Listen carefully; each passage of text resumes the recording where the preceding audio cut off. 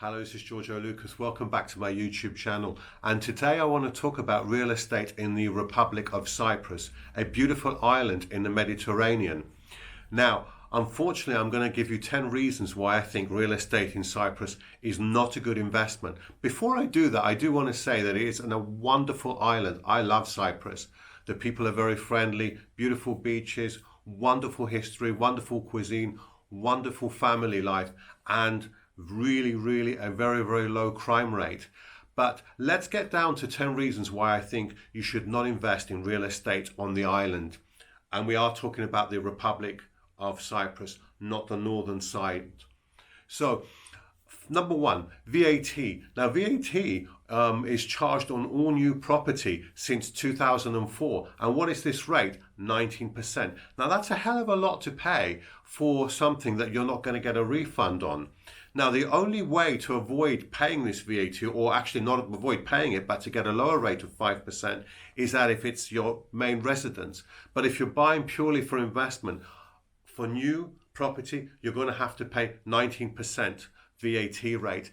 And also, even if you set yourself up as a legal entity, you're still going to have to pay that 19% VAT rate. So coming to point two, before I do that, you're going to ask, well, okay, instead of buying new property, why don't you buy resale property? Well, point two, Cypriots do not actually like buying resale property. So if you were to buy a new property, you lose already 19% VAT, and then you want to resell it. You might have difficulty. You will resell it, but at quite a price below what you've paid, because Cypriots, as I say, do not like buying resale property. They prefer new property. And Cypriots also have other tastes in property. They don't like buying apartments with less than 2 bedrooms in there. So even if you buy a 1-bedroom apartment, it could be very difficult to sell in the future, or a studio indeed. My point being, number two, Cypriots have particular tastes, which makes it very difficult for the resale market. Number three, if you do decide to rent your property out as an EU citizen, the rental yields are quite low. In particular for houses, you're not going to get much more than 2%. And even on apartments, you'll be lucky to get 3.5%. Number four, Cyprus is extremely pro-tenant. And when I mean pro-tenant, I really mean this in the strongest terms. Believe it or not, to evict a tenant who hasn't paid their rent takes on average, yes, 1 year. And I've known cases, particular cases, where it's actually taken years to evict a tenant. So as a property owner renting out your property out, you could have many headaches getting your tenant out, and you could lose a lot of money. Now, coming to point five, if you're a non-EU citizen and you buy in Cyprus, you can't rent the property out, believe it or not. So if you're from the US, you're from Asia, you're from Africa, you're from a non-EU country, and you buy property in Cyprus, you can't rent it out. And that gives it a very serious disadvantage when compared to other markets. Now, number six, which I also think is extremely important, is political risks. Yes, I'm going to put these into two categories, and I'm going to say the bad political risk and the good political risk. Now, the bad political risk, let me explain. Cyprus is divided into two, and the capital, Nicosia, is divided into two. It is the last European capital which is divided. As I say, the south part belongs to Cyprus. The northern part, there was an invasion in 74 and was occupied by Turkey. Now, if Turkey were to try and gain more territory in Cyprus, and you buy in a place like Nicosia, you could potentially lose your property. Although I think this is quite a low risk, the risk does exist. Now, the second part of this is actually, it's a strange one, because it's good political risk, and it's the risk that we all hope actually happens, and the island is united into one. But if you buy in the southern part and the island is united into one, potentially southern prices may get really depressed. And this is particularly true of places like Larnaca on the sea, where if you do buy there, your property may go down in value because there's more beautiful parts of Cyprus which are occupied such as Kyrenia, which is a lovely, lovely place.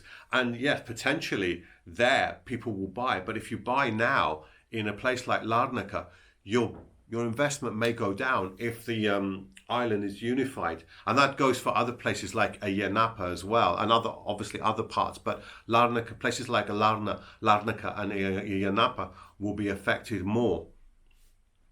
Now, point number 7 is title deeds. Yes, Cyprus still has problems with title deeds. So buyer beware. If you do go ahead and decide to buy a property in Cyprus, just absolutely check that whom you're buying from has the title deeds. Now, this has been a problem for many years. It has got a bit better, but still it makes it a disadvantage of buying in Cyprus because you've got to do those extra checks and make absolutely sure that the title deeds firstly exist and that they're in order.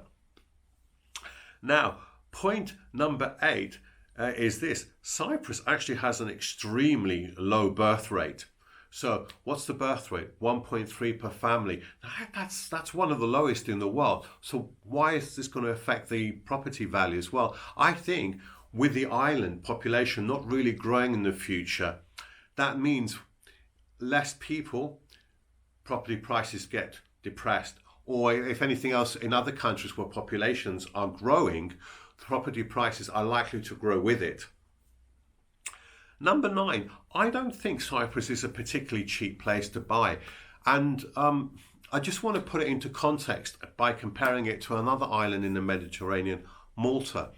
Although Cyprus's population is it's more than double that of Malta, Cyprus's land area is about 29 to 30 times more than Malta. And with similar salaries in both Malta and Cyprus, you would expect Cyprus to be a hell of a lot cheaper than Malta. You would expect maybe prices in Malta to be at least 3 or 4 times more expensive than Cyprus. But that's actually not the case. Malta property prices are only about 34 to 40% higher than Cyprus. And I think that makes buying in Cyprus, in comparison to Malta, quite expensive. Let me know your thoughts on that as well. Finally, point number 10, the economy in Cyprus has done quite well over the last few years. But having said that, in the last year or so, growth has begun to shrink a little bit. And also, since COVID came along, public debt has reached 113% of GDP. That's quite high and that's quite worrying. Although that figure is after COVID, even before COVID, the debt was near 100% of GDP, which is in the higher range if you take all the EU countries together. So what if you do decide to go and buy ahead in Cyprus? Well, I'm unfortunately against this, but I think the safest place to buy would be Paphos because it doesn't have the political risk. And when I say political risk, good and bad political risk of Larnaca and of Ayanapa and the capital Nicosia. Also, I think Paphos is a better place to buy than somewhere like Limassol. Although Limassol has less political risks because it is quite far south, there is quite a glut of apartments there. It's quite overbuilt. And although a lot of Russians have bought in Limassol, I think there's an over-construction of property going on there. So if you do decide to buy, I think Paphos is the safest place. Anyway, let me know your thoughts. Please put comments below. Do you own a property in Cyprus? Are you thinking of buying in Cyprus? Do you have points which you think are for Cyprus? Let me know. I don't mind people having opinions which are contrary to mine. And I'm more than happy to answer your comments below. Anyway, thanks for watching and I'll see you in the next video. Have a wonderful day. Bye.